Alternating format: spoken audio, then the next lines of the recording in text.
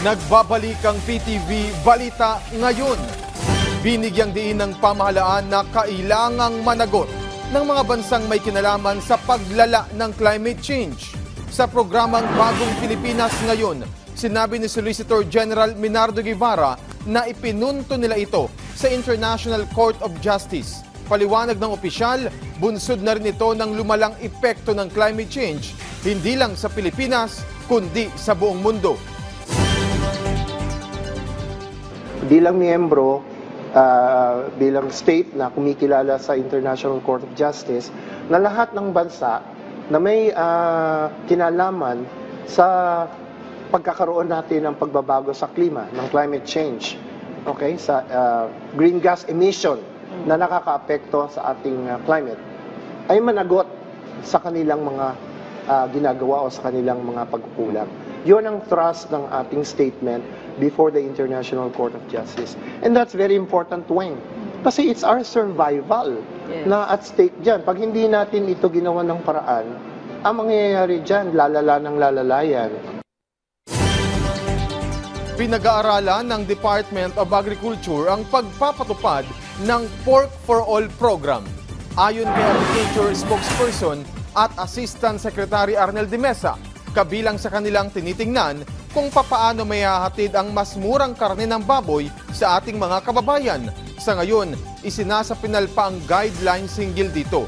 Matatandaan na unang pinatupad ang naturang programa sa bigas, kung saan ibinebenta ng DA ang mas murang bigas sa Kadiwa Centers at ilang piling lugar. Samantala, alamin natin ang iba pang balita sa PTV Davao mula kay Jay Lagang. Mayong adlaw, patay ang gituhang karnapper human kini naabtan sa kapulisan sa Bansalan, Davao del Sur netong Pebrero 15 ning tuiga. Sa report sa Turil Police Station, gilang dinakpan nga si Morsid Abdul Mutalib, 28 anyos nga taga Cotabato.